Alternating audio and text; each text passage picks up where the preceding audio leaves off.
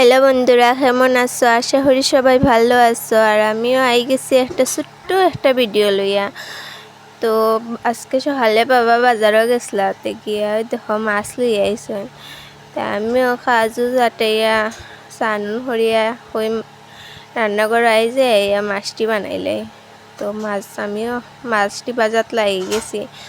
তো আমি যতদিন মাছ বাজাত লাগি অতদিনও মাছ বাঙ্গিয়া পুরা এটা হইতাম বুঝিয়া হয়ে যায়।